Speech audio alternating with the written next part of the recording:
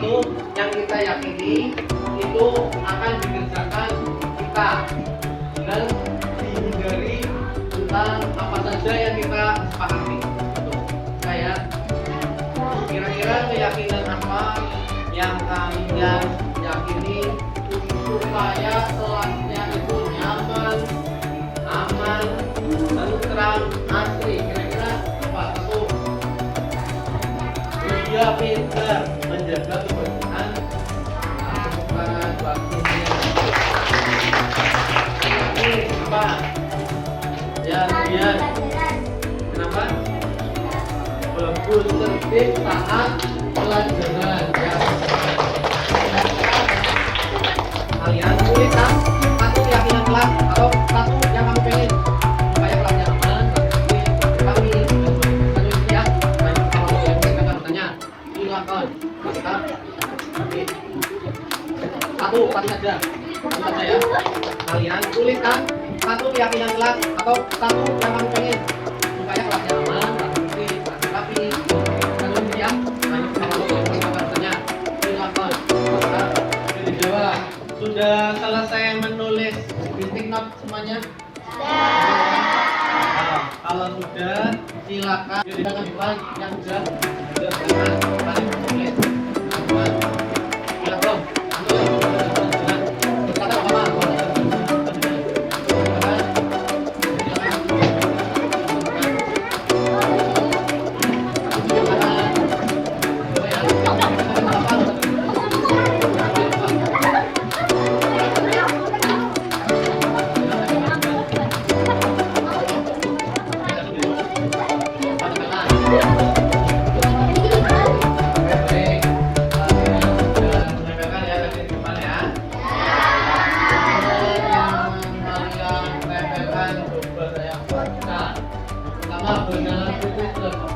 Waduh, keren punya apa ini?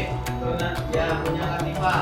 Bernalar kritis terhadap maksudnya segala sesuatu yang kamu temui, yang kamu lihat itu gimana Latifah? Harus? Oh iya, jangan tanpa disuruh temukan buat Latifah. Boleh ditulis di sini ya. Kalimat oke.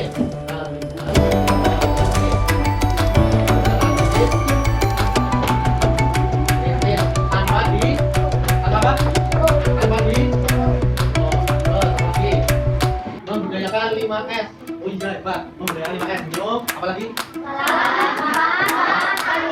Yang dilakukan membudayakan 5S. 5S. Terus datang ke sekolah tidak terlambat. Jadi kan datang ke sekolah tidak terlambat. Kalimat positifnya apa? Masuk. Oh iya, kita masuk kan?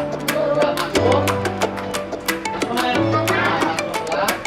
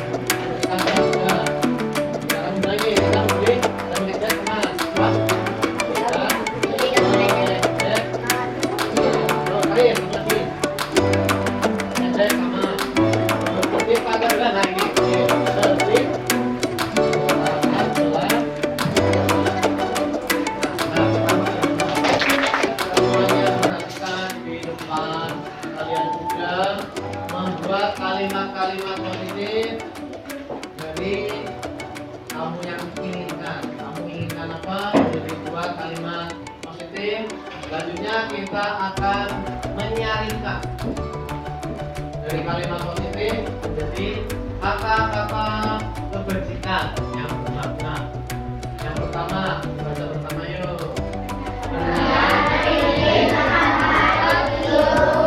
Kira-kira kata kebajikan apa yang terkandung di dalam?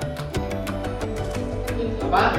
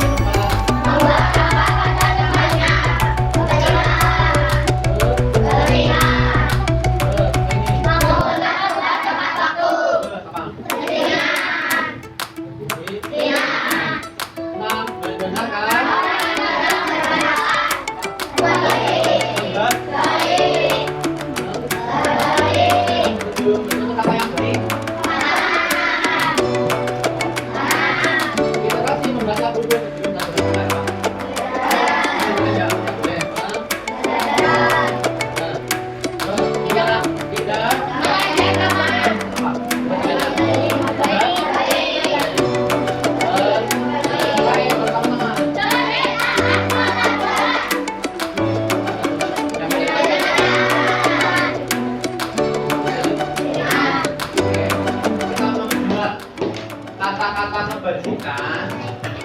Selanjutnya kita belajar tampak seperti dan tak tampak seperti. Maksudnya bagaimana? Untuk kalimat positif itu kira-kira bisa dilaksanakan kamu tidak? Dilaksanakan kamu apa tidak? Ya, dilaksanakan. Berarti tak tampak sepertinya dilaksanakan apa tidak? Jadi negatif itu yang tidak diperkenakan untuk dikerjakan. Yo, yang pertama apa nih? Bernalar kritis tanpa disuruh. Ini positif apa negatif? Yang kamu kerjakan yang kira-kira tidak boleh dikerjakan, misal apa? Oh iya, membiarkan misal ada kursi, ya kursi yang diletak di tengah jalan, yang tampak seperti harusnya diapain ini? Ya, diletakkan di tempatnya. Tapi yang negatif, tak tampak seperti, berarti kamu dibiarkan begitu saja. Yang kedua, yang pakai belum sama dalam. Yang tampak seperti ini kamu dengan ini kalau bukan senyum, pelan-pelan, logis. Ini kalau tak tampak sepertinya, negatifnya. Juga tampak seperti pelan-pelan, jadi menulis. Tak tampak sepertinya, berarti apa membiarkan.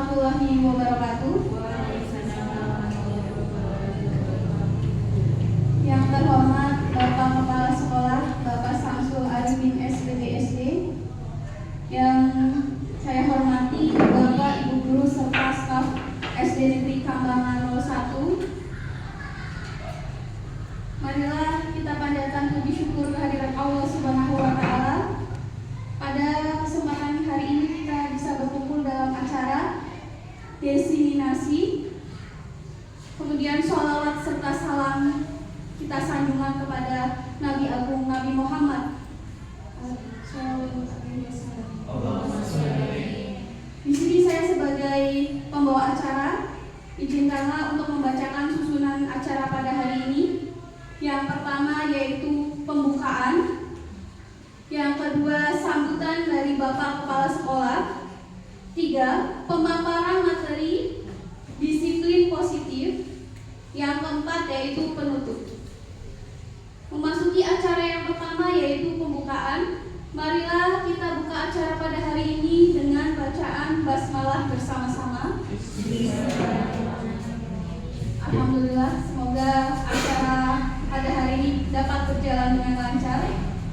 Kemudian acara yang kedua yaitu sambutan dari Bapak Kepala Sekolah, Bapak Samsul Arifin SPDSD. Disilakan.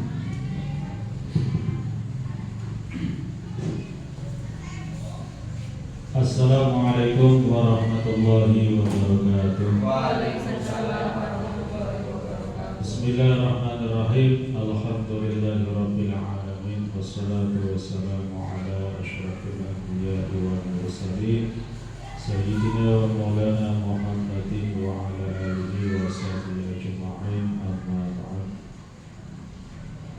Yang saya hormati Bapak Ibu Dewan Guru SD Negeri Kampang 01 serta khusus pada hari ini beliau Bapak Pian Wijaya SPD yang akan mendesimasikan terkait dengan apa yang telah didapat dari kegiatan mengikuti pendidikan guru penggerak tahun 2023. Yang pertama, marilah kita mengucapkan segala puja dan syukur kehadirat Allah Subhanahu wa Ta'ala dengan bersama-sama mengucapkan alhamdulillahirabbil alamin.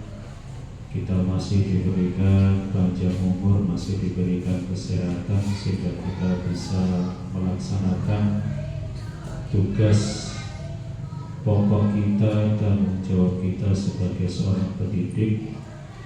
Dan alhamdulillah hari ini kita bisa berkumpul bersama, hadir di ruangan ini untuk mengikuti kegiatan diseminasi. Mudah-mudahan hadir kita dan kegiatan yang kita laksanakan pada hari ini memberikan manfaat untuk kita.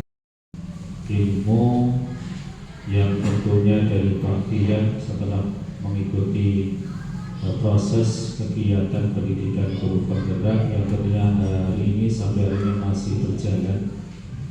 Yang berikutnya tentunya sebagai bentuk dukungan kita, support kita kepada Bapak Pian Wijaya SPD sehingga nantinya beliau dapat melaksanakan kegiatan pendidikan guru penggerak angkatan 8 ini sampai dengan selesai, sampai dengan nanti memperoleh gelar sebagai guru penggerak. Amin ya rabbal alamin. Oleh karena itu, dari saya selaku kepala sekolah SD Negeri Kampang 1 ini mengharapkan, menghimbau, meminta kepada panjenengan semua, Bapak Ibu Dewan Guru SD Negeri Kambangan 01 agar dapat mengikuti kegiatan ini dengan sebaik-baiknya. Meskipun yang menyampaikan teman sejawat sendiri, tapi kalau itu adalah ilmu yang bermanfaat guna sebagai peningkatan kompetensi Bapak Ibu semua untuk meningkatkan kualitas pendidikan di SD Negeri Kambangan 01, mengapa tidak? Jadi tolong diserap dengan baik-baik apa nanti yang akan dipaparkan oleh Pak Pian Wijaya SPD sehingga nantinya kita bisa bersama-sama di dalam mensukseskan peningkatan kualitas pendidikan di SD Negeri Kambangan 01. Kiranya itu Bapak Ibu yang perlu kami sampaikan. Maaf, akhirul kalam. Assalamualaikum warahmatullahi wabarakatuh.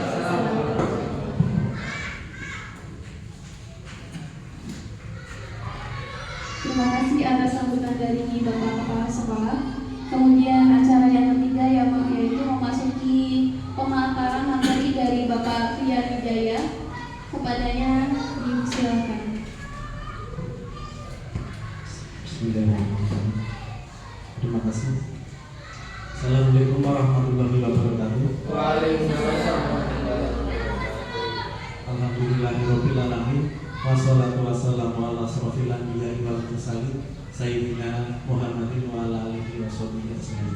Rabbi israh li sadri wa yassir li amri wahlul 'uqdatam min lisani yafqahu qawli. Amma ba'du.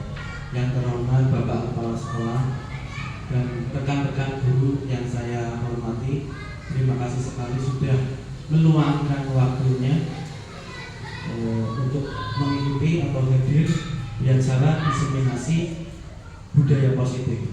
Di sini budaya positif ini adalah paradigma cara pandang Bapak Ibu guru semua kepada diri sendiri dan kepada orang lain, terutama peserta didik. Dan semoga insya Allah ini dapat membantu di Trites PPG Solo ada. Semoga ada. Yang pertama, alhamdulillahirobbilalamin, marilah kita panjatkan puji syukur kehadiran Allah Subhanahu wa taala yang telah melimpahkan rahmat, hidayah dan inayahnya sehingga kita semua bisa berkumpul di acara hari ini diseminasi budaya positif. Tak lupa salawat serta salam kita curahkan kepada junjungan kepada Nabi Muhammad, Nabi Agung Nabi Muhammad Sallallahu Alaihi Wasallam yang kita nantikan syafaatnya di yaumul akhir kelak. Langsung saja Bapak Ibu, kita belajar bersama nih, gak ada yang paling pintar, gak ada yang paling menonjol. Ini insya Allah bermanfaat untuk kita semua dalam menjalankan tugas di SD Negeri Kambangan 1. Yang pertama, pertanyaan pemantik Bapak Ibu, hukuman atau setuju atau tidak nih? Hukuman dapat mendisiplinkan anak. Kira-kira hukuman itu dapat mendisiplinkan anak atau tidak Bapak Ibu? Terserah saja, ini nggak ada yang betul, nggak ada yang salah. Kira-kira gimana? Tidak setuju. Ya, terima kasih. Setuju semua, yaitu jawaban tidak setuju ya. Ya, yang kedua, ini boleh beragam, nggak harus sama. Pemberian hukuman dengan hal positif seperti menghukum dengan membaca atau membersihkan halaman sekolah dapat meningkatkan disiplin anak. Setuju atau tidak? Jadi ketika anak melakukan kesalahan dihukum dengan hal yang positif. Kira-kira setuju? Boten nggih? Setuju. Baik, terima kasih. Yang ketiga, memberi penghargaan dapat meningkatkan motivasi belajar peserta didik. Setuju atau tidak? Setuju. Ya, terima kasih atas jawaban-jawaban pertanyaan tematik. Kami nanti akan membahasnya dan Bapak Ibu guru nanti dapat menyimpulkannya sendiri. Topik yang kita akan pelajari hari ini diharapkan nanti ada 6 yang bisa dipahami dan semoga Bapak Ibu bisa menerapkannya. Yang pertama, ada disiplin positif dan nilai kebajikan universal. Yang kedua, ada teori motivasi, hukuman, penghargaan, restitusi. Yang ketiga, keyakinan kelas. Yang keempat, kebutuhan dasar manusia dan dunia yang berkualitas. Yang kelima, restitusi. Ada 5 posisi kontrol sebagai guru menghadapi peserta didik yang bermasalah. Yang keenam, restitusi penerapannya, yaitu ada segitiga restitusi. Yang pertama, disiplin positif dan nilai kebajikan yang universal. Nah, di sini perubahan paradigma teori kontrol atau teori pilihan. Di sini ada ilusi. Ilusi berarti nyata atau tidak? Tidak, berilusi. Ilusi guru mengontrol murid. Jadi seakan-akan guru itu harus mengontrol si murid supaya sesuai dengan keinginannya. Guru pengen A, anak harus A. Itu sebenarnya ilusi, tidak 100% tepat. Yang kedua, ilusi bahwa kritik dan membuat orang merasa bersalah dapat menguatkan karakter. Jadi biasanya guru mengkritik dengan keras, dengan pedas, agar siswanya merasa bersalah, supaya siswanya sesuai dengan keinginan atau berkarakter sesuai dengan keinginan si guru itu.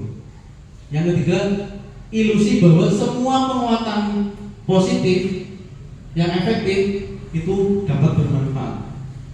Yang terakhir, ilusi bahwa orang dewasa seperti kita sebagai guru memiliki hak untuk memaksa peserta didik sesuai dengan keinginannya. Itu sebenarnya Bapak Ibu, itu ilusi.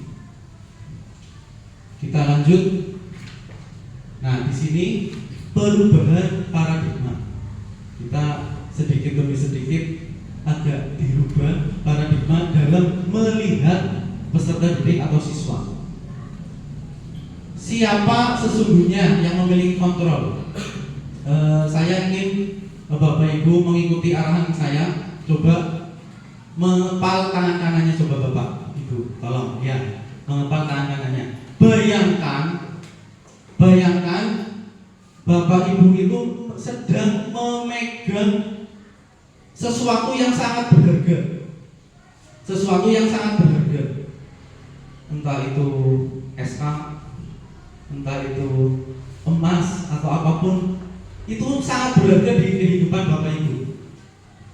Nah, terus ada teman yang datang memintanya, yang digenggam itu buat saya dong. Kira-kira diberikan atau tidak Bapak Ibu? Tidak ya? Kira-kira diberikan atau tidak? Tidak. Itu sebenarnya yang mengontrol orang lain atau kita sendiri. Nah, jadi sebetulnya stimulus yang diberikan itu berasal dari diri sendiri, bukan dari orang lain. Stimulus respon. Kita mencoba mengubah orang agar berpandangan sama dengan kita. Misal tadi temannya minta harus sama diberikan, sebetulnya iya, yang mengontrol itu diri sendiri. Kita berusaha memahami pandangan orang lain tentang dunia. Ya. Perilaku buruk dilihat sebagai suatu kesalahan. Itu stimulus respon. Teori kontrol atau pilihannya, semua perilaku sebenarnya itu memiliki tujuan. Yang ketiga, orang lain bisa mengontrol saya. Nah, hanya Anda yang bisa mengontrol diri Anda sendiri sebetulnya. Yang keempat, saya bisa mengontrol orang lain. Anda tidak bisa mengontrol orang lain. Nah, itu perlu sedikit dirubah paradigma cara berpikirnya dalam melihat kepada rekan sejawat, orang lain, termasuk yang paling utama adalah siswa. Pemaksaan ada pada saat rujukan yang gagal. Nah, kolaborasi dan konsensus menciptakan pilihan-pilihan baru. Apabila ada permasalahan, kita diskusikan bersama untuk memecahkan sebuah permasalahan. Lanjut. Nah, ini adalah peta pikirannya yang akan kita pelajari hari ini. 5 posisi kontrol dan sebagainya, kita lanjut saja. Nah, apakah makna disiplin? Kira-kira disiplin itu apa ya Bapak Ibu? Disiplin adalah sesuatu yang apa ya kira-kira? Ya, terima kasih jawabannya. Menaati aturan. Biasanya konteksnya kalau misalkan tidak ada aturan, itu orang lain ya asal-asalan. Ketika menaati aturan, tidak melanggar peraturan, ya itu biasanya yang kita berpikirnya seperti itu. Disiplin itu konteksnya sesuai dengan aturan yang berlaku, gitu ya. Nah, disiplin di sini berasal dari kata Latin disiplina, yang artinya belajar. Sebetulnya disiplin itu belajar Bapak Ibu. Belajar. Makna asal dari kata ini berkonotasi dengan disiplin diri. Disiplin diri, kontrol diri. Disiplin atau disiplin diri membuat orang menggali potensinya menuju sebuah tujuan apa yang dia hargai. Jadi sebisa mungkin disiplin atau menaati sebuah peraturan itu yang mengontrol diri kita sendiri atau orang lain. Diri kita sendiri. Jadi masih dengan berhubungan yang tadi. Nah, di sini paradigma yang cara berpikir kita semua selama ini, kata disiplin telah berubah menjadi sesuatu yang berkonteks negatif atau berkonotasi negatif dilakukan seseorang pada orang lain untuk mendapatkan kepatuhan. Jadi konteksnya itu sebenarnya agak bergeser. Disiplin sangat menjadi hal yang ditakutkan atau menakutkan. Betul ya Bapak Ibu ya? Betul. Akhirnya timbul rasa tidak nyaman. Dengar kata disiplin saja, waduh, saya butuh disiplin, nanti kalau nggak disiplin dihukum. Seperti itu, gitu. Nah, ini selama ini kita berpikirnya seperti itu. Harusnya kita hargai atau pencapaian sesuatu tujuan yang mulia yang berasal dari diri kita sendiri. Nah, nilai-nilai kebijakan universal, nilai kebajikan universal sifatnya itu positif. Nilai yang kita yakini di sini bisa juga diyakini di mana saja. Itu namanya kebijakan universal, baik di bangsa sini atau bangsa yang lain. Nah, nilai kebajikan yang kita ingin capai berlandaskan Pancasila atau profil pelajar Pancasila. Ada beriman, bertakwa pada Tuhan Yang Maha Esa dan berakhlak mulia, mandiri, bernilai kritis, berkebinekaan global, bergotong royong, dan kreatif. Selanjutnya, teori motivasi, hukuman, dan penghargaan. Yang terakhir, restitusi. Nah, teori motivasi perilaku manusia. Yang pertama, untuk menghindari ketidaknyamanan atau menghindari hukuman, apa yang akan terjadi apabila saya tidak melakukannya? Apa yang akan terjadi ya kira-kira kalau misalkan saya tidak melaksanakan sesuatu? Itu biasanya berawal dari peraturan yang sudah dibuat oleh orang lain atau sebuah instansi. Itu sebenarnya motivasinya dari luar atau eksternal. Yang kedua, untuk mendapatkan imbalan dari orang lain, institusi. Apa yang akan saya dapatkan apabila saya melakukannya? Nah, itu biasanya dari eksternal juga. Misal peserta didik, saya harus belajar dengan giat supaya dapat ranking. Itu ranking yang memberikan siapa? Orang lain atau guru yang memberikan ranking. Nah, itu dari luar, eksternal, bukan dari dalam sendiri. Aku ingin belajar supaya pintar, supaya saya bisa mengerjakan sesuatu. Itu dari dalam diri, tapi di situ motivasinya eksternal, dari luar, dari orang lain, termasuk yang paling utama itu dari guru. Yang ketiga, motivasi. Nah, ini motivasi internal yang diharapkan dari karakter peserta didik. Tiga, untuk menghargai diri sendiri.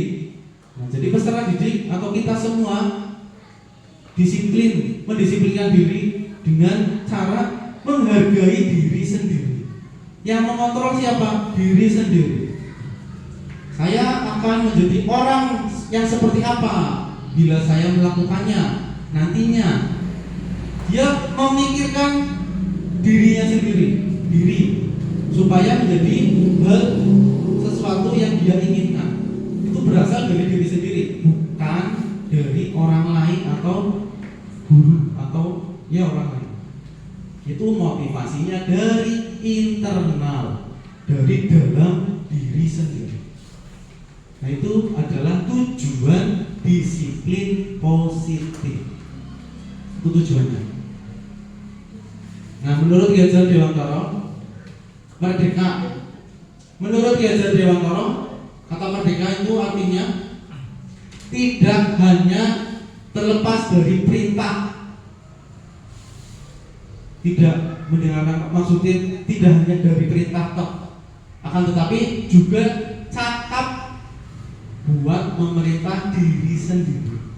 Jadi motivasinya muncul dari diri sendiri atau internal, keluar dari motivasi sendiri atau internal. Nah ini mungkin jadi polemik atau nanti bisa ada yang setuju atau tidak setuju, itu tidak masalah. Dihukum oleh penghargaan, bahwa penghargaan berlaku sama dengan hukuman sebetulnya. Dalam arti meminta atau membujuk seseorang melakukan sesuatu untuk memenuhi suatu tujuan yang tertentu dari orang yang meminta atau membujuk. Dorongannya biasanya ini dari eksternal dan akan ada faktor ketergantungan. Nah, beberapa dampak dari pemberian penghargaan menurut Al-Fiqh tahun 1993, dampak dari pemberian penghargaan. Sebetulnya itu penghargaan menghukum. Ini boleh setuju atau tidak? Monggo Bapak Ibu. Dampaknya yang pertama ada pengaruh, bisa pengaruh jangka pendek maupun jangka panjang. Yang kedua, penghargaan itu menghukum. Maksudnya seperti apa penghargaan menghukum? Bisa jadi ketika kita memberikan sebuah penghargaan, contoh saja kita memberikan sebuah hadiah atau reward kepada si ranking 1. Nah, si ranking bawah atau 10 besar ke bawah itu kira-kira pengen tidak Bapak Ibu? Pengen kan? Tapi apakah kita tahu yang 10 besar itu juga sudah berusaha semaksimal mungkin, tapi batasannya seperti sampai di situ? Kita kan kadang nggak berpikir sampai situ. Mungkin saja si 10 besar atau paling bawah sudah berusaha, tapi karena manusia diciptakan unik dan berbeda-beda, kita harus sadar itu. Kita diciptakan unik dan berbeda-beda dengan kemampuan yang berbeda-beda pula. Kita sebaiknya menghargai hasil atau proses yang diberikan peserta didik atau siswa. Penghargaan mengurangi ketepatan. Bisa saja kemampuan peserta didik itu di kemampuan seni atau wirausaha atau bisnis atau apapun. Tapi kita di sekolah hanya mempelajari kognitifnya tentang materi matematika atau sebagainya. Itu kadang tidak tepat sasaran. Penghargaan tidak efektif. Penghargaan merusak hubungan. Misal harapannya Ibu Ani pengen anaknya ranking 1, ternyata ranking 3. Itu kadang bisa merusak hubungan. Si anak menjadi seperti itu. Nah, dihukum oleh penghargaan. Selanjutnya, penghargaan menurunkan kualitas, penghargaan mematikan kreativitas, penghargaan mengurangi motivasi intrinsik yang tadi sudah kita bahas di awal. Harapannya pengen dapat piala atau pengen dapat ranking saja tanpa memikirkan dirinya sendiri, berawal dari diri sendiri agar saya mencapai tujuan. Tapi dari luar, dari guru memberikan ranking atau penghargaan. Nah, lantas bagaimana caranya supaya peserta didik atau siswa itu tanpa diberikan penghargaan atau reward bisa merasakan hasilnya? Bentuk program kebajikan. Nah, kebajikan atau kita sebagai guru memberikan apresiasi positif kepada murid. Dalam memberikan apresiasi atau kita memberikan pengakuan kepada murid, perlu diingat ada beberapa hal. Yang pertama, beri pengakuan secara khusus. Kita bisa memberikannya secara khusus, atau peserta didik lain otomatis kalau apabila sering mendapatkan nilai bagus, peserta didik lain pasti, oh si Hasna itu nilainya bagus, itu sudah memberikan apresiasi. Ya. Beri pengakuan secara pribadi, dipanggil, diberikan selamat atau yang lain. Beri pengakuan kepada semua murid secara bergantian. Murid lain bisa memberikan selamat secara bergantian, salaman atau apapun. Nah, ini yang penting konsisten.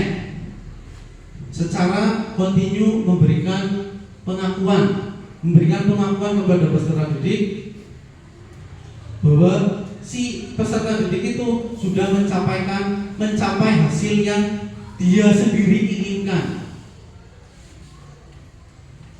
Yang terakhir, fokus pada proses bukan hasil. Prosesnya kita tekankan selama berproses dari awal sampai akhir, kita fasilitasi. Selanjutnya, nah ini bagaimana cara menyampaikannya kepada peserta didik. Cara menyampaikannya kepada peserta didik. Contoh pengakuan apresiasi kebajikan dengan kalimat-kalimat seperti ini. Ada 3 bagian. Bagian pertama pembuka, yang kedua nilai kebajikan, yang ketiga situasinya.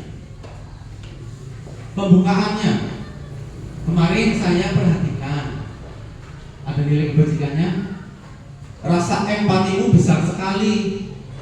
Situasinya, pada saat menolong murid yang baru di kelas kita. Jadi si peserta didik itu kemarin menolong. Berarti ketika menolong, dia memberikan empatinya kepada orang lain. Lalu situasinya apa? Menolong murid baru itu di mana? Di kelas kita.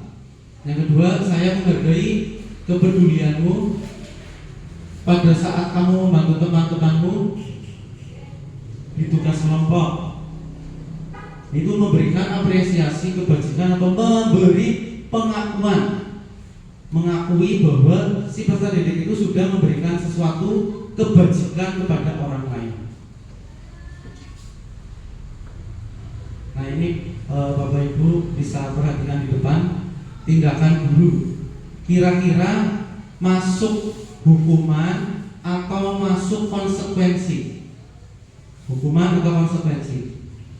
Yang pertama, mencatat 100 kali di dalam buku dengan kalimat saya tidak akan terlambat lagi karena terlambat ke sekolah. Itu karena terlambat sekolah, si anak menulis 100 kali dengan kalimat saya tidak akan terlambat lagi. Kira-kira masuk hukuman atau konsekuensi? Hukuman. Yang kedua, lari mengelilingi lapangan basket 2 kali karena terlambat dari sekolah. Lari karena terlambat, hukuman. Murid diminta untuk push up 15 kali karena tidak menggunakan masker ke sekolah. Push up karena tidak menggunakan masker, hukuman. Hukuman. Menggantikan kertas temannya yang telah dicoret-coret. Konsekuensi. Yang selanjutnya, memberikan tumpahan air di meja tulis, membersihkan tumpahan air di meja tulis karena tersenggol. Konsekuensi.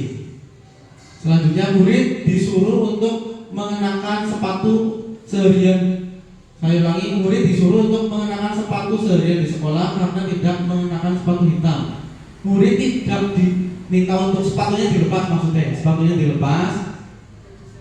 Ya, akhirnya tidak mengenakan sepatu karena tidak menggunakan sepatu yang hitam, tidak sesuai dengan peraturan.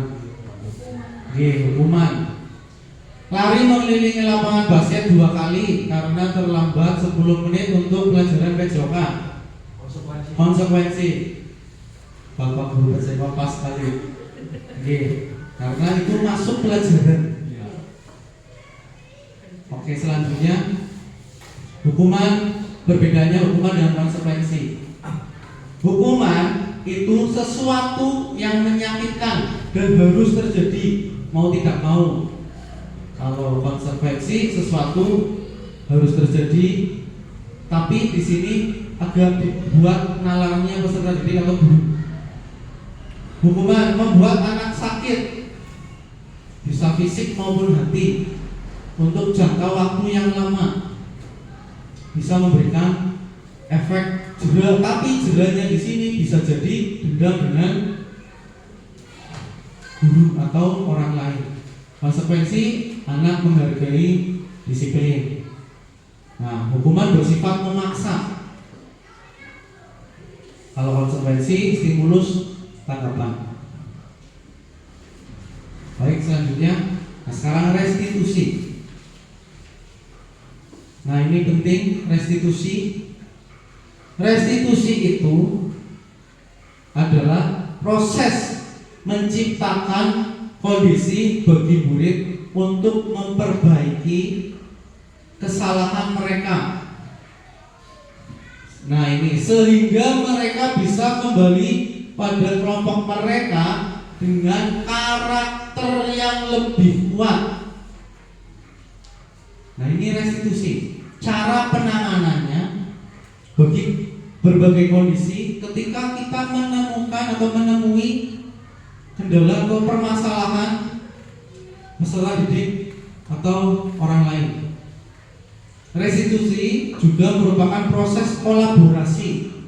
Kolaborasi yang mengajarkan murid untuk mencari solusi bagi permasalahannya mereka, bukan malah menyalahkan, tapi bersama-sama dengan murid memberikan solusi supaya si murid tersebut dapat memecahkannya sendiri atau dibantu dengan kita. Nah, murid berpikir tentang orang seperti apa yang mereka inginkan atau tujuan yang mulia, dan bagaimana mereka harus memperlakukan orang lain. Ini tergantung permasalahan yang dia hadapi. Nah, di sini hukuman itu masuk kategori identitas yang gagal. Sekarang yang kedua, identitas yang berhasil atau identitas yang sukses itu yang mendisiplinkan peserta didik atau murid ada dua, konsekuensi dan restitusi. Kira-kira yang terbaik mana ini Bapak Ibu? Yang terbaik, restitusi, hukuman atau konsekuensi? Nah, restitusi. Kenapa restitusi? Karena restitusi itu memberikan stimulus supaya peserta didik itu dapat memecahkan masalahnya sendiri dengan bantuan kita. Contoh, peraturannya adalah titik-titik, kamu harus titik-titik, itu hukuman. Konsekuensi, apa peraturannya? Kita sebagai guru menanyakan ke peserta didik, apa peraturannya? Mampukah kamu melakukannya? Terima kasih kalau kamu bisa melakukannya karena melakukan kesalahan itu. Itu konsekuensi. Nah, sedangkan restitusi, apa yang kita yakini? Nah, kita membuat keyakinan kepada peserta didik. Apa yang bisa kamu lakukan untuk memperbaiki masalah ini? Ini memberikan pertanyaan kepada peserta didik supaya peserta didik itu dapat menyelesaikannya dengan baik dan memberikan peserta didik itu berpikir yang luas atau mengembangkan cara berpikirnya murid, tidak melulu mengikuti arahan guru. Nah, ini cara, atau ulangi, 9, ini ada 9 ciri-ciri restitusi. Yang pertama, bukan untuk menebus kesalahan, namun untuk belajar dari kesalahan. Seperti yang disampaikan tadi, setelah kembali ke lingkungannya atau kembali ke kelompoknya, peserta didik malah justru lebih kuat karakternya, tidak menangis, bahkan bisa jadi dendam. Yang kedua, memperbaiki hubungan. Peserta didik tidak takut apabila misal setelah berantem, setelah menyelesaikan masalahnya bersama atau kolaborasi dengan guru dan orang yang berantem tersebut atau murid lain, itu justru sudah berdamai. Akhirnya terjadi hubungan yang baik kembali seperti semula. Yang ketiga, sifatnya tawaran, bukan memaksa. Peserta didik harus melakukan konsekuensinya atau hukumannya apa, seperti itu, ditawarkan. Restitusi menuntut untuk melihat ke dalam diri, tadi masih berhubungan dengan stimulus atau apa yang dia rasakan dari dalam internalnya. Restitusi mencari kebutuhan dasar yang mendasari tindakan. Nanti kita bahas tentang kebutuhan dasar. Yang keenam, restitusi diri adalah cara yang terbaik. Yang ketujuh, restitusi fokus pada karakter bukan tindakannya. 8. Restitusi fokus pada solusi yang diberikan sendiri dari internalnya murid. 9. Restitusi mengembalikan murid yang berbuat salah pada kelompoknya tanpa merasakan hal-hal yang tidak kita inginkan. Bisa jadi ketika dihukum dendam dengan gurunya, suatu saat tadi jangka panjangnya membekas seperti itu, nanti bisa saja kita dibalas seperti itu. Nah, yang ketiga, materi yang ketiga yaitu keyakinan kelas. Tadi masih berhubungan dengan tadi, kita buat keyakinan bersama sebelum terjadinya permasalahan. Jadi di awal kita buat keyakinan bersama peserta didik atau murid. Nah, mengapa tidak peraturan saja? Kenapa keyakinan? Mengapa harus keyakinan kelas? Contoh ini ada pertanyaan, mengapa kita memiliki peraturan harus menggunakan helm bila mengendarai kendaraan roda 2? Kira-kira kenapa kita harus pakai helm ketika naik motor, Bapak Ibu? Ya, ada yang keselamatan, takut ditilang. Kalau kamu ditilang, kamu bilang kamu ditilang, otomatis itu berasal dari eksternal, dari orang lain. Saya pakai helm supaya tidak ditilang orang lain, atau yang kita maksud ini polisi. Nah, tapi di sini kita fokus kepada internalnya kita sendiri supaya kita selamat. Betul sekali. Itu berasal dari diri sendiri internal. Jadi kita seyogyanya menjadi guru menanamkan itu kepada peserta didik. Lanjut.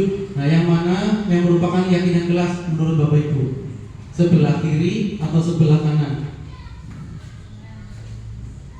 Kiri atau kanan? Yang kiri datang tepat waktu mengucapkan salam. Yang kanan, kami guru dan murid saling menyayangi. Yang kiri menjaga kebersihan sekolah.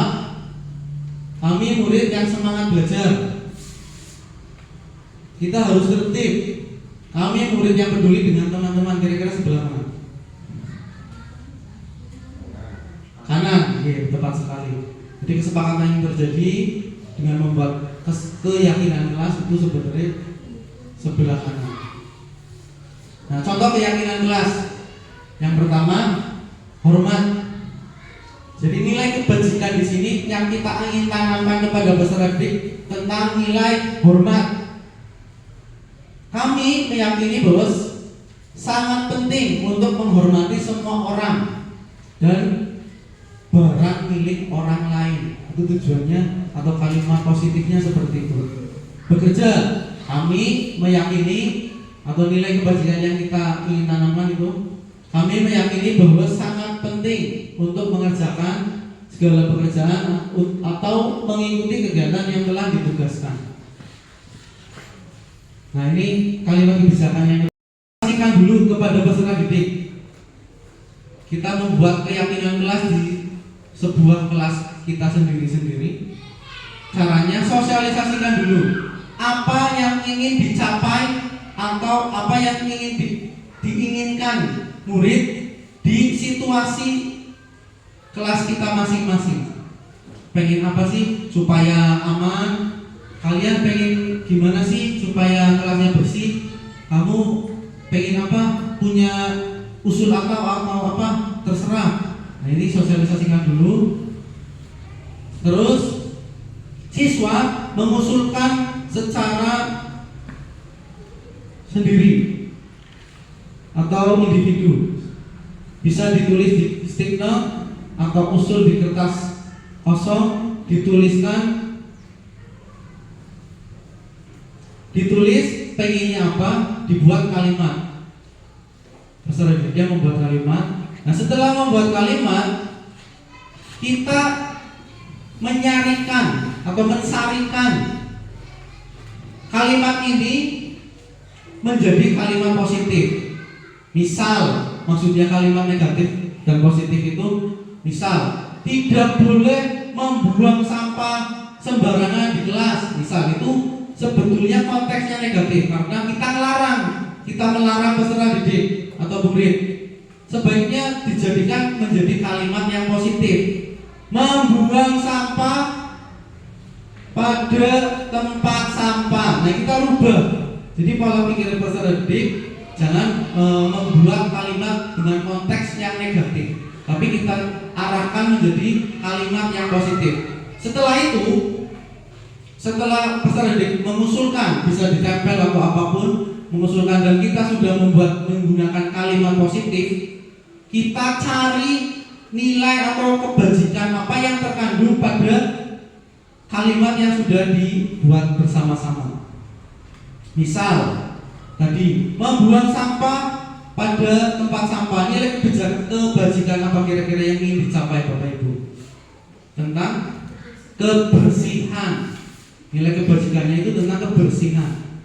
Nah, setelah nilai kebajikan sudah dibuat, nilai-nilai yang terkandung kebajikannya apa saja, kita sepakati bersama-sama dengan peserta didik. Setelah sepakat, bisa dijalankan secara bersama-sama, serta nilai kebajikan dan peraturan kelas kesepakatan kelas yang sudah terjadi menjadi keyakinan kelas bersama.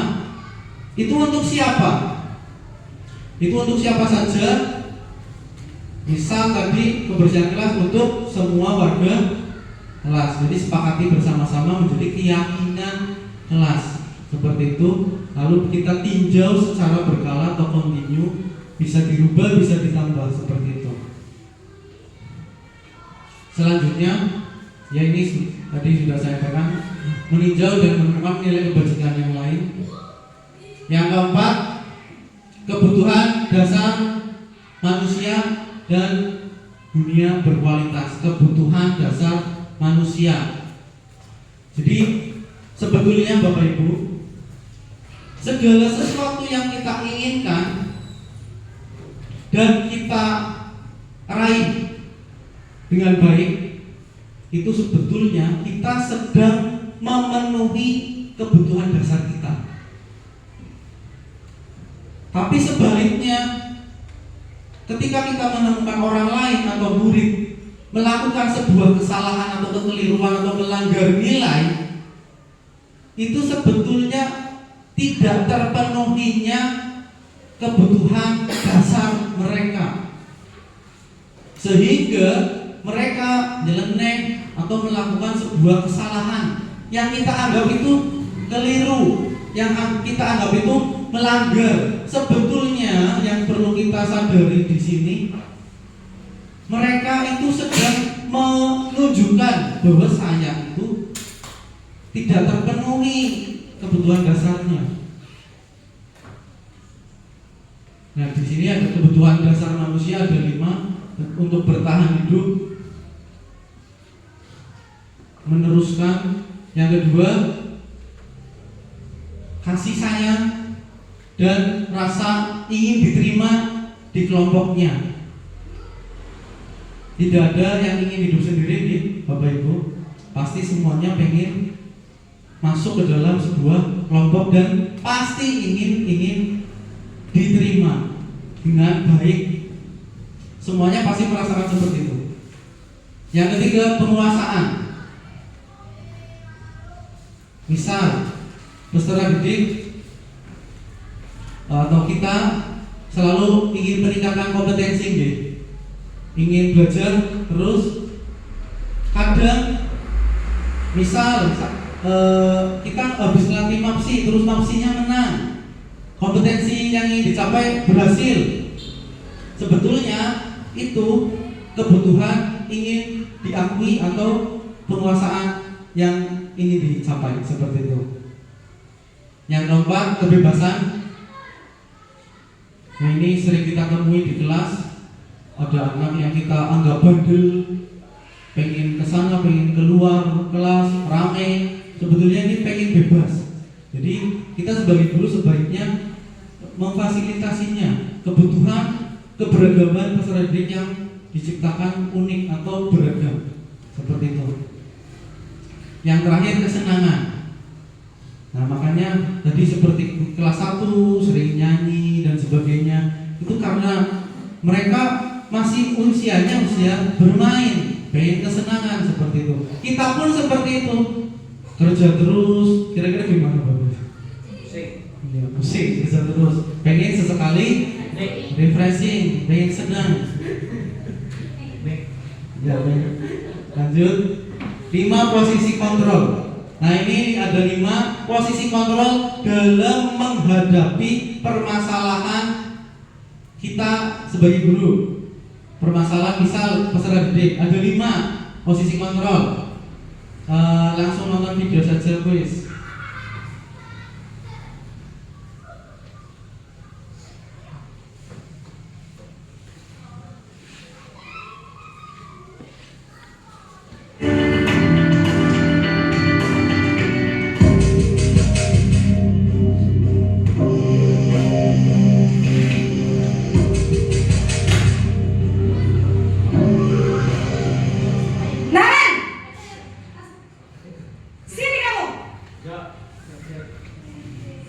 Selamat pagi, Bu.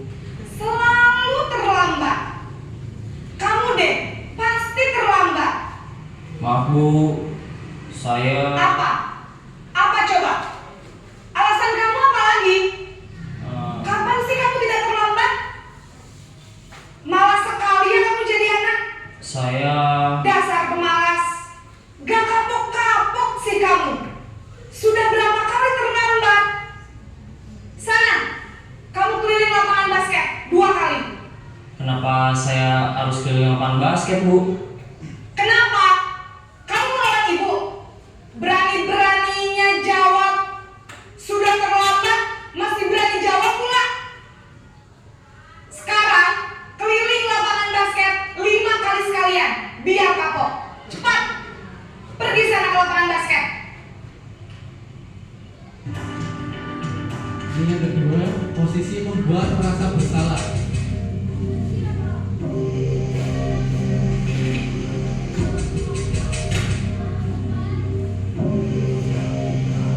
Naren!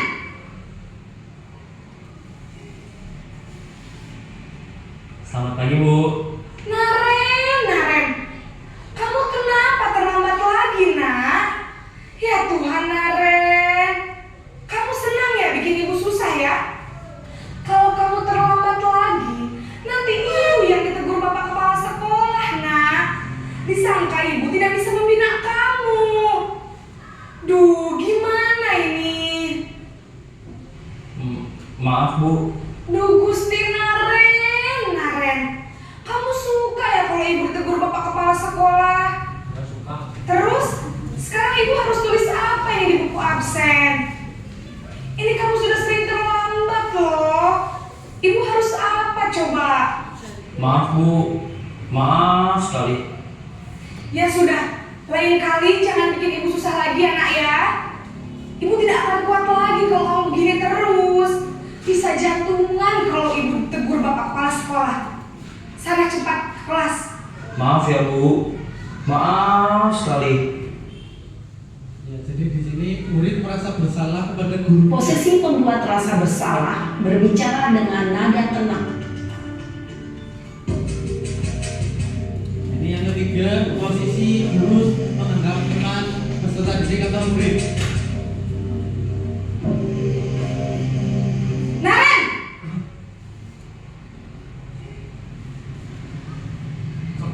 Selamat pagi Bu.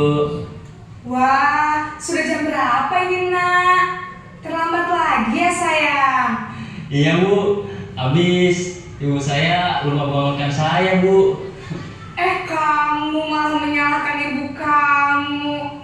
Kamu bukannya anak yang larinya paling kencang. Kok terlambat sih? Iya Bu, saya memang terlambat bangun tadi.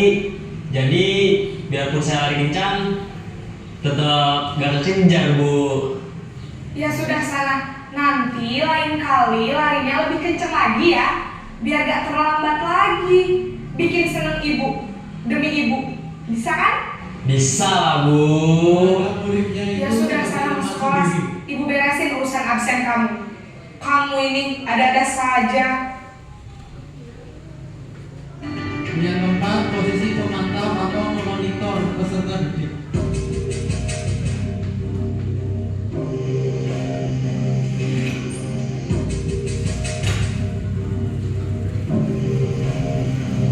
Naren!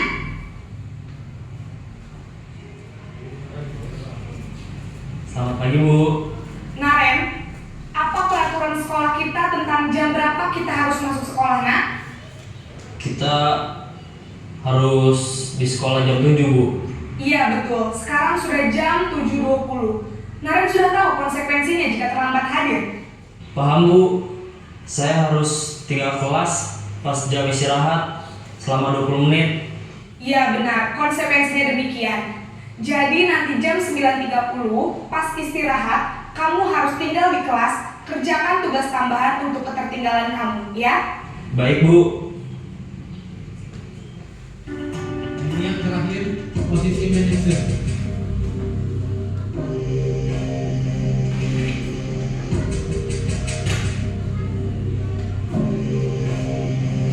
Naren!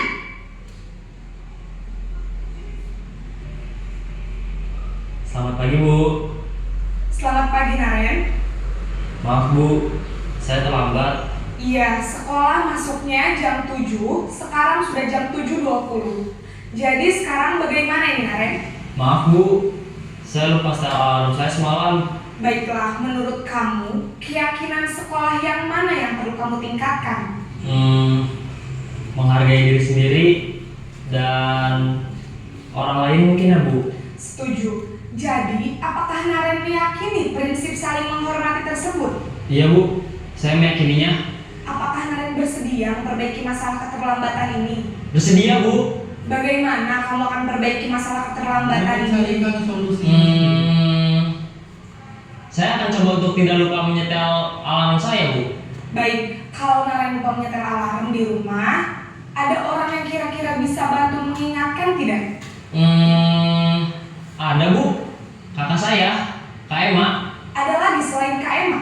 Selain Kak Emma, ada ibu saya. Baik, jadi yang mengingatkan Naren adalah Kak Emma dan ibu kamu ya? Kira-kira akan mulai setel alarm kapan nih Naren? Setelah pulang sekolah, akan segera saya lakukan. Baik, jadi Naren akan setel alarm untuk bangun besok pagi dan akan diingatkan oleh kakak dan ibunda Naren ya. Ada lagi yang mungkin perlu dilakukan Naren agar tidak terlambat bangun lagi? Tidak ada Bu. Baik Naren, terima kasih untuk kerjasama kamu. Sekarang kamu perlu kembali ke kelas untuk belajar. Baik Bu, terima kasih. Terima kasih. Sudah melihat video, kira-kira sedikit tersentil atau terpukul Bapak Ibu? Terpukul ya? Nah saya juga demikian ketika baru melihat video itu seperti terpukul ya. Biasanya ketika menghadapi peserta didik atau murid yang melakukan kesalahan otomatis biasanya dihukum atau dimarahin bahkan seperti itu. Oke, jadi ada berapa posisi kontrol Bapak Ibu? Ada 5 gitu. yang menurut Bapak Ibu yang paling kurang pas untuk diterapkan di kehidupan sehari-hari kita dalam mengajar yang mana? Yang pertama atau hukum yang kira-kira akan Bapak Ibu terapkan di kelas atau di sekolah yang mana? Ya, sesuai dengan kesepakatan atau keyakinan kelas atau di situ posisi manajer. Peserta didik diberikan pertanyaan-pertanyaan supaya menggali ya keyakinan diri atau keyakinan yang sudah disepakati di awal. Nah, kenapa di sini membuat keyakinan itu harus di awal? Kenapa? Karena ketika kita menghadapi permasalahan atau masalah-masalah yang dilakukan oleh siswa atau murid, kita bisa menanyakan kembali keyakinan yang sudah kita bentuk di awal. Coba kita isi bersama-sama pernyataan-pernyataan yang ada di depan. Saya kecewa sekali dengan kamu. Posisi kontrol mana ini Bapak Ibu yang tadi ada 5? Ya, kecewa sekali, merasa bersalah. Oke, yang kedua, kamu tidak pernah benar melakukannya. Itu gimana? Tidak pernah benar. Berarti kira-kira yang mana?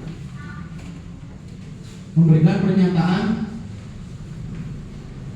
pembunuh. Yang ketiga, ayolah lakukan demi ibu atau demi bapak. Apa itu? Teman yang menganggap murid itu teman sendiri. Apakah kamu mau mendapatkan stiker bintang, dapat hadiah ini hari ini? Yang mana? Apakah kamu mau mendapatkan stiker bintang hari ini? Yang mana ini Bapak Ibu? Yang anak pemantau. Yang ke-5, bagaimana kamu bisa menyelesaikan masalah ini? Menawarkan kepada peserta didik. Manajer, kamu selalu paling terakhir. Nah, ini penghukum juga sama. Kira-kira setuju untuk diterapkan di kelas atau di sekolah masing-masing, di kelas masing-masing? Manajer. Yang terakhir, materi yang terakhir segitiga restitusi. Nah, segitiga restitusi di sini masih berkaitan dengan posisi manajer. Cara kita menyelesaikan sebuah permasalahan yang kita hadapi dan yang dilakukan oleh murid. Cara kita. Yang pertama, langkah pertama ini menstabilkan identitas peserta didik. Yang kedua, menanyakan ulangi. Yang kedua, validasi kebutuhan.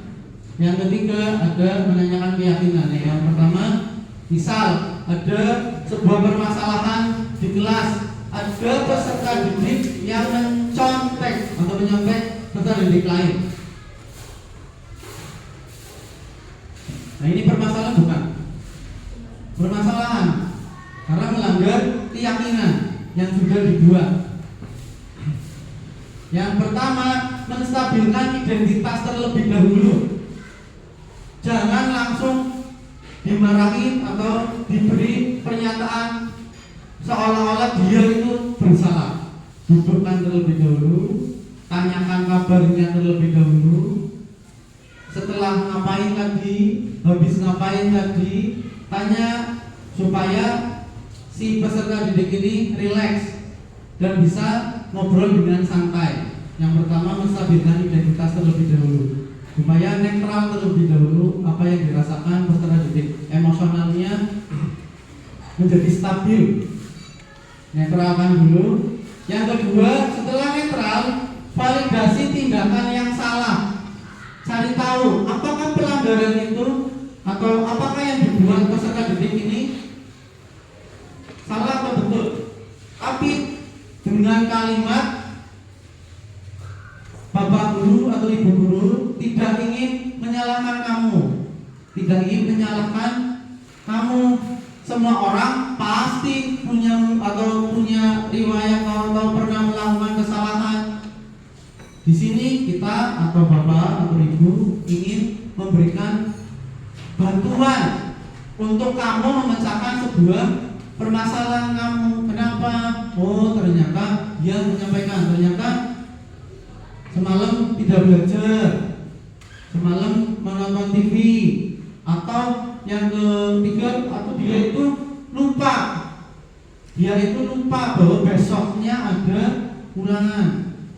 Nah, mencarikan solusi setelah dia memaparkan validasi tindakan yang salah ini, setelah dia memaparkan bahwa yang saya lakukan itu menurut dia bukan menurut guru itu salah.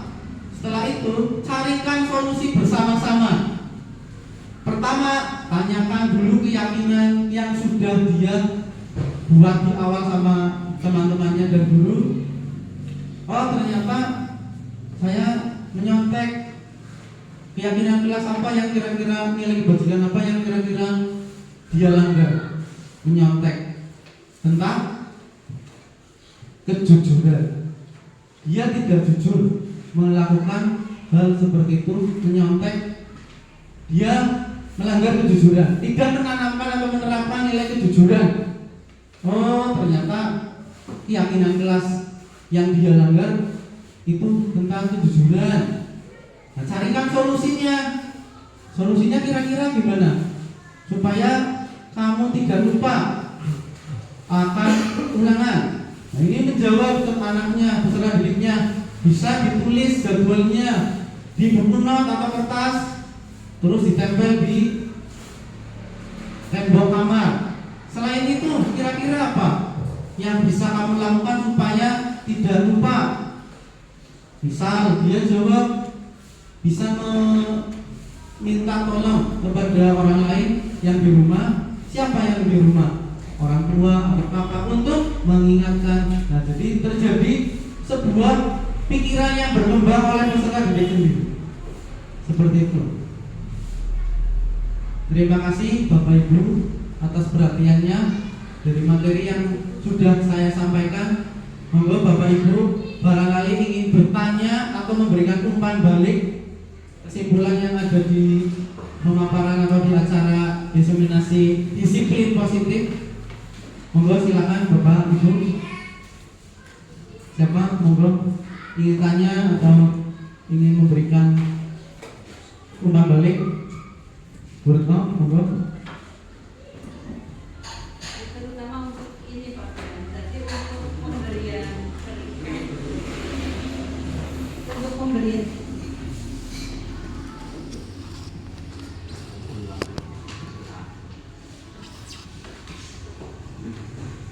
untuk pertanyaan saya tentang tadi pemberian peringkat untuk anak ya. Karena kalau saya tadi mengikuti ya, berarti untuk peringkat itu tidak perlu diberikan dengan alasan karena kemampuan anak itu tidak monoton di pengetahuan saja misalkan. Jadi misalkan misalkan ada anak di bidang olahraga itu punya prestasi, sementara biasanya kalau di bidang fisik itu bagus, di akademiknya kurang bagus. Mungkin seperti itu yang saya tanya. Ya. Jadi dengan adanya pemberian peringkat artinya itu hanya monoton bagi anak yang kognitifnya secara sudah bagus, tetapi belum tentu kadang anak yang pintar, apalagi anak perempuan itu cenderung di penilaian fisik seperti PJOK itu kurang bagus, kurang menunjang gitu. Ya, apakah demikian? Ya, terima kasih. Terima kasih Ibu Retno yang sudah memberikan pertanyaan. Betul sekali apa yang Bu Retno pahami. Jadi ranking atau peringkat, kira-kira saya tanya terlebih dahulu Bapak Ibu. Biasanya ranking 6 besar atau 10 besar anak itu saja atau bukan Bapak Ibu? Anak-anak itu saja gitu. Ranking 1, 2, 3 Sakira, Hasna dan sebagainya. Paling bolak-balik itu nggih, betul. Tanpa memikirkan peserta didik lain, keunikan yang dimiliki oleh peserta didik lain, atau kemampuan atau potensi yang dimiliki oleh peserta didik lain. Seperti itu, betul sekali Bu. Jadi yang kita tekankan di sini paradigma perubahannya. Jadi peserta didik itu semuanya memiliki keunikan yang beragam, kemampuan yang berbeda-beda. Jadi tugas guru memberikan fasilitas dan tugas guru menjadi fasilitator untuk mendampingi dan tekankanlah pada proses bukan hasil. Itu yang dimaksud penghargaan yang menumbuh seperti itu, dan akan menjadikan pembeda akhirnya, pembeda antara murid yang biasa ranking sama murid yang tidak biasa ranking seperti itu. Betul sekali Bu. Monggo Bapak Ibu yang lain barangkali ingin memberikan pertanyaan atau umpan balik kesimpulan di pagi ini, monggo. Baik, menjawab pertanyaannya seperti itu. Dari pemaparan materi yang saya terima dari awal sampai akhir, saya pertanyaannya sih hanya untuk materi yang disampaikan, apa itu dilaksanakan dari fase 1 sampai ke atas atau hanya dari 3 sampai 6 gitu. Kayaknya kalau diterapkan di fase bawah 1-2, pertama 1 ya Pak, saya memang belum masuk Pak, termasuk kesepakatan di kelas dan macam itu kan perlu pemikiran dan pematangan sisi tersebut. Terima kasih Pak Eki atas pertanyaannya. Apakah restitusi atau penyelesaian masalah yang kita hadapi bisa diterapkan atau diterapkan di mana? Seperti itu. Sebetulnya jadi paradigma keinginan perubahan melihat diri sendiri dan melihat kepada orang lain, terutama ini peserta didik, sebetulnya kita tanamkan di semua jenjang, bukan di semua fase justru. Semua jenjang baik di SD, SMP, SMA, atau bisa juga diterapkan di lingkungan pekerjaan kita, bisa diterapkan oleh Pak Kepala Sekolah untuk guru-gurunya, atau kita kepada teman sejawat seperti itu. Nah, apabila ingin diterapkan di kelas rendah bagaimana? Sangat memungkinkan sekali kita menerapkan di kelas rendah, tapi kalimatnya agak sedikit kita rubah, jangan terlalu tinggi supaya pemahaman peserta didik itu dapat menerima, atau stimulus dari guru kepada peserta didik dapat menerima dengan baik. Contoh, kelas 1 misal buang air kecil di kelas, misal kelas 1 buang air kecil di kelas. Nah, kita sebagai guru apakah langsung memarahi? Boten nggih. Nah, boten, pasti tidak akan memarahi peserta didik. Itu tanpa memarahi dan tanpa disadari oleh guru, itu sebetulnya langkah awal untuk restitusi. Menempatkan posisi kontrol tanpa menghukum, bukan di posisi penghukum. Nah, caranya bagaimana? Dengan cara tadi segitiga restitusi. Caranya pertama, stabilkan dulu keyakinan kelas yang sudah dibuat di awal pembelajaran, di awal tahun atau di MPLS bisa dibuat itu supaya menjadi kesepakatan yang akan diyakini peserta didik.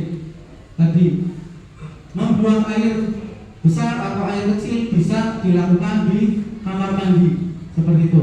Kalau dia melanggar atau membuat kesalahan tapi buang air besarnya atau buang air kecilnya di WC, berarti dia ditanya, bagaimana sih kira-kira kalau misalkan buang air di sini, bagaimana sih, di mana sih harusnya sih kalau membuang air kecil di mana? Itu seperti itu Pak Eki, jawaban dari saya. Terima kasih. Monggo. Diterapkan di kelas 9 ada masalah ya Pak. Yang penting bahasa sama penerapannya ada dibedakan Betul sekali. Iya, betul sekali Bapak Ibu. Iya, betul sekali. Jadi kita posisikan diri sebagai apa? Sebagai guru apa? Atau pekerjaan yang lain untuk kepala sekolah seperti itu, kita sangat bisa menerapkannya dimanapun. Terima kasih. Coba Bapak Ibu, Pak. Terakhir, yang pertama saya menyampaikan terima kasih kepada yang telah mendiskusikan terkait dengan materi tadi apa disiplin positif ya, positif ya.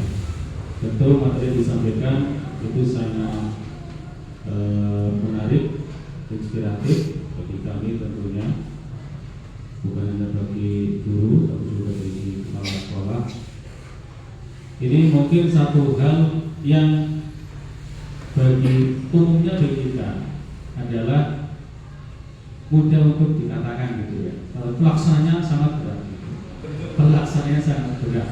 Karena ini akan menggeser praktek-praktek yang sebelumnya telah dilaksanakan, umumnya lah ya, umumnya dilaksanakan itu menjadi suatu hal yang baru.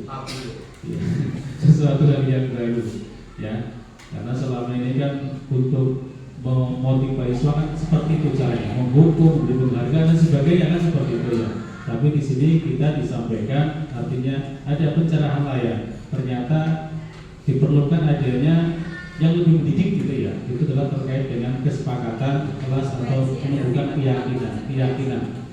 Jadi itu. Jadi saya pribadi ya tentunya sangat mengharapkan sekali Bapak Ibu guru ya yang ada di SDN 3 itu bisa mulai meski tidak bisa sekaligus itu berubah total ya, karena itu bertahap.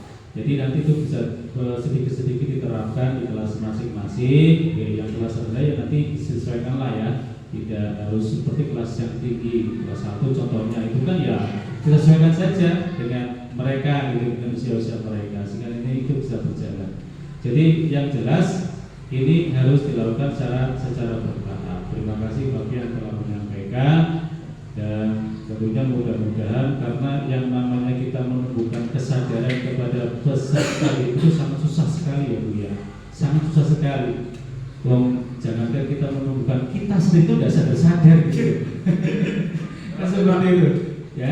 Jadi memang harus kita mulai dari diri kita sendiri. Kita berikan contoh yang baik kepada mereka.